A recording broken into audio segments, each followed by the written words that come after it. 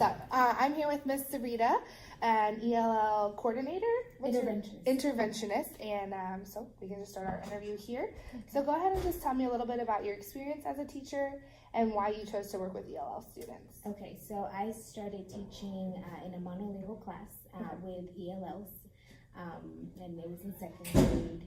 Then from there, I moved to third grade with them, so I looped. Okay.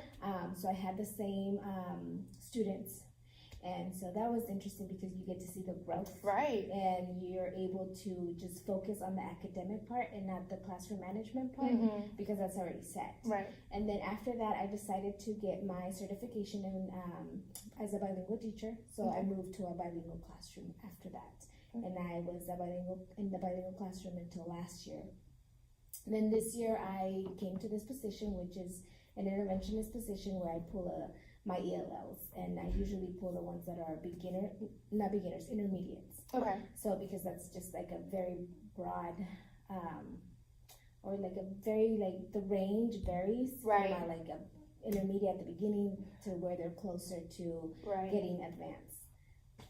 Okay, so we talk about the 5 stages being like pre-production, early production, speech emergence, intermediate, and advanced. But how do you break down the levels? We base it off the PLDs. Okay. So you have the beginning, the intermediate, advanced, and advanced high. Okay, so you have 4. Yes, we have 4. So intermediate is like the second. Yes, Gotcha. And then it's based on domains too. So you have the listening, the speaking, the reading, and the writing. So are they considered intermediate in all 4, or can they be different in different domains? Score is intermediate. Okay. So it just it averages it out, kind of. Gotcha. Okay. So how many students do you have like on your caseload as far as who you see? So far I have a total of 45 students. 45 students. And how often do you see them? And I see them every day for 30 minutes each group. So I break it down. It's really difficult to get the schedule right, especially because we're only allowed to pull them during their reading small group time. Oh, okay. And unless the teacher requests to be pulled during social studies, but we can't take them out of their core instruction time. Okay. So I have 45.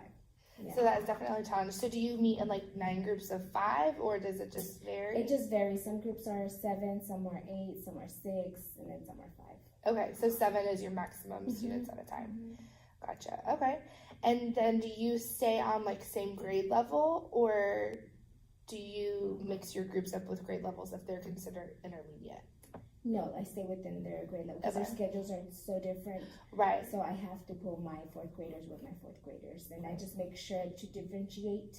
If I have like a beginner and then the rest are intermediate, I have to make sure that my beginner is getting or understanding what my intermediates are doing, because sometimes it's really hard, especially if they're like new to the country. Right. Yeah. So that's why we only my position only pulls 3rd grade and up. Okay. Only 3rd grade and up. Gotcha. So then who's helping the K through 2nd? The paras. The paras. Okay. And I see them working in the halls all the time. Yeah. So one para is for 1st grade, and then another para is for 2nd grade. Okay. Gotcha. All right. So can you tell me a little bit about the process for identifying and then how they are redesignated once they've like completed the steps? So at the beginning of the year when they enroll, if they're new to the district, then we'll give them oral IPT, which is a test that just tests. We ask them questions and they answer.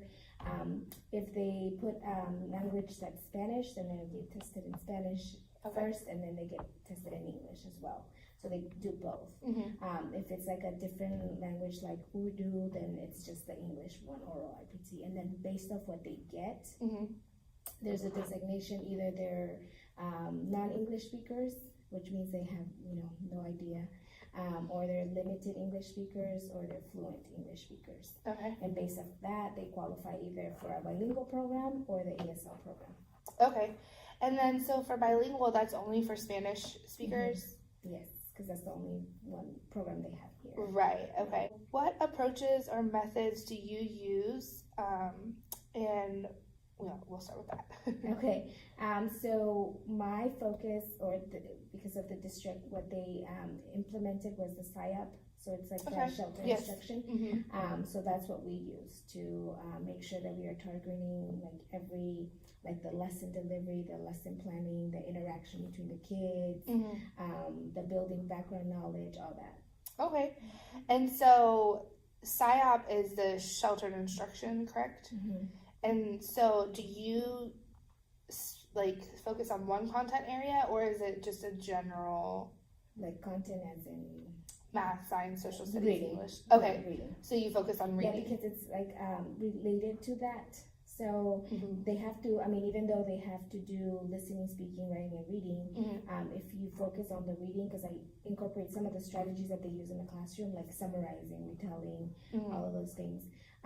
So it kind of goes along with that, because then I include the writing activity. And then, they're supposed to be listening. And then when we do like interactions with their partners or with me, they're speaking and they're sharing what they heard from their partners. That makes sense. Do you use a specific curriculum, or do you mimic what they're doing in their general education classes? I started using, because I was new to this position, I started using the REACH program, which is for ESL students. Okay. So it's kind of like a basal, kind of like Texas Treasures, but it's for ELLs. Okay. And then I also use the REACH Phonics, which teaches them, the sounds, the alphabet, and all that. So that's how I started, and then slowly I kind of, depending on how they're doing, like either I'll change it up or do something different. Because I also do like grammar stuff. Okay. So is the REACH program slated for a specific grade, or it's just like? It's for all, like, it comes in a set. So kinder gets a set, first grade gets a set, so every grade level has their own set. Gotcha.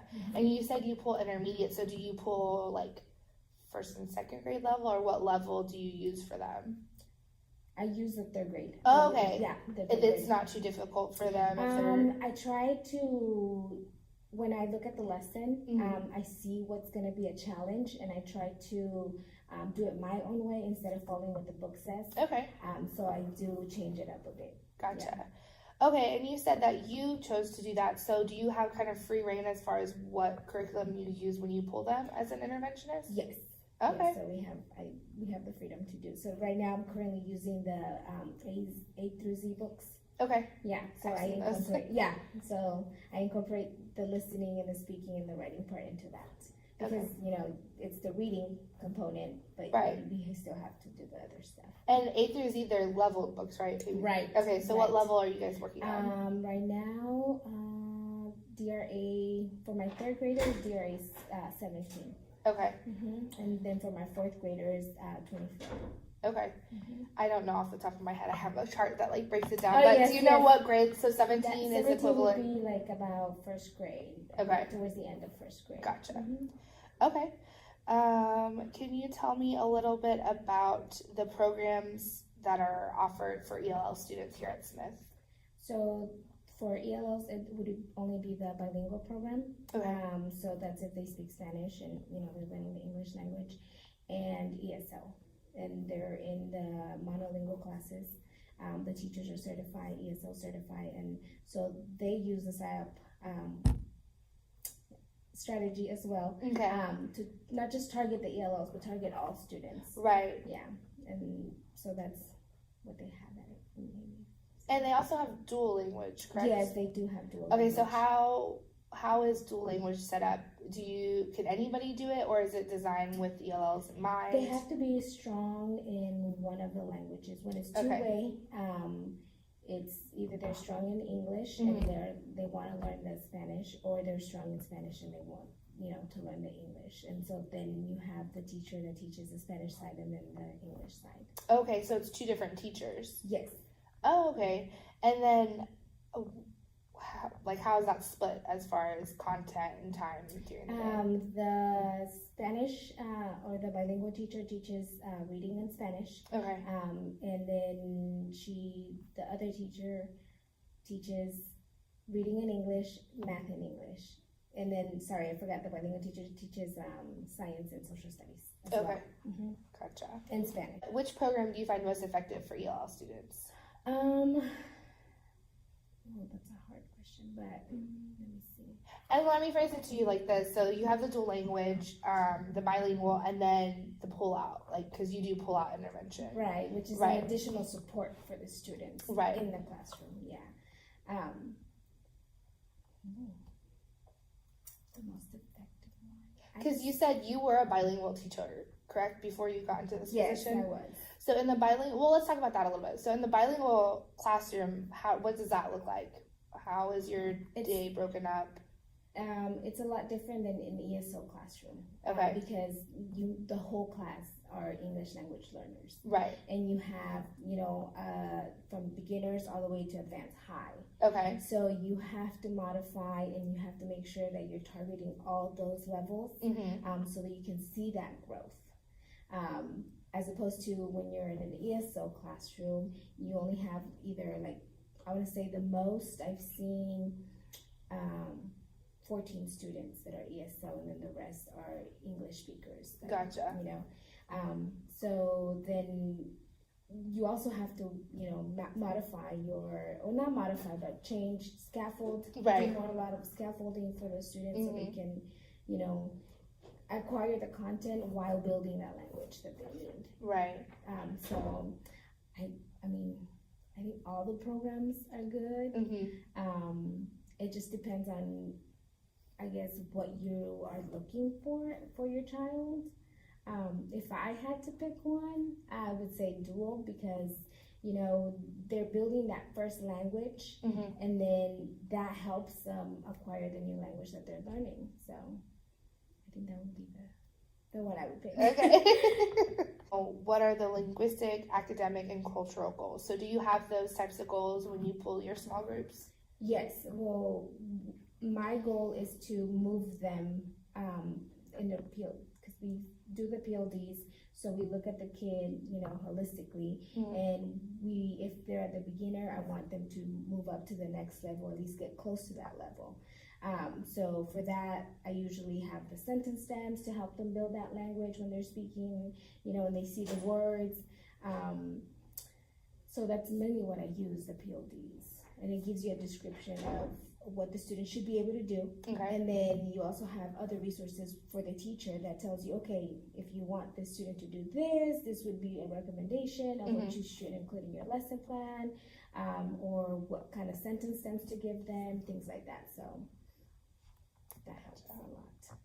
And so how quickly do they generally, is there I know every kid is different, but how, is there an average of how quickly they move through each of the 4 phases? For listening and speaking, is easier for them to move up quicker than for reading and writing. I think writing is the one that takes the longest because it's the hardest for them. But you won't see it immediately. It'll be almost a year. In theory, it says that it takes them a year to progress through each of the 4 stages. Right. Okay. And sometimes you have the students that won't move out of the intermediate because it's so, it's a big, level. It just varies so much by student. So that one's the hardest one to get them from intermediate to advanced. Okay. So remind me one more time, it's beginner, intermediate, advanced, and advanced high. Advanced high. Okay. And then they get redesignated if they pass, because they take the TELPAS assessment. The TELPAS, right. So depending on their score, and if they didn't get any accommodations, then the teacher can exit the student if they perform at compared to a person who is just an English speaker. Well, what do you think is the best part of teaching ELL students? I think the best part is just when they understand something, because you've been telling them, and then I try to incorporate a lot of visuals for them to see, because they're not exposed to some of the things that we talk about.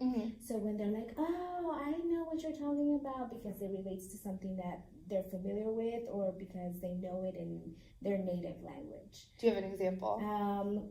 What did I show them the other day? We were comparing, we were reading the book, The 3 Little Pigs. Okay. And so one of the questions that I asked them was how does the first house compare to the second house? So they had to think about sticks and hay. Okay. And straw. They call it straw in the book. So they were like, they're the same. And I was like, are you sure they're the same? And so I had to explain that it wasn't the straw that you used to drink, because some of them didn't know. And I was like, we're talking about the straw, the hay. And they were like, they looked at me confused. And so I had to show a picture, sticks and then hay. And they were like, oh, okay. So they were able to tell me, okay, well, sticks are stronger than the straw, because, some of them were not understanding that. So I think that's the best part, when they understand something and they can make that connection. It's like, okay, now we can move forward. Yes. Yeah, so that's the best part. And sorry, you said the most challenging? Yes. The most challenging part in this position, I would say, is just being able to get the students out of the classroom. Because sometimes, they either have tests going on and you can't pull them, or they have projects that they need to do, you can't pull them. So it's just, I think that's the hardest part, just having a consistency and being able to pull them out of the classroom.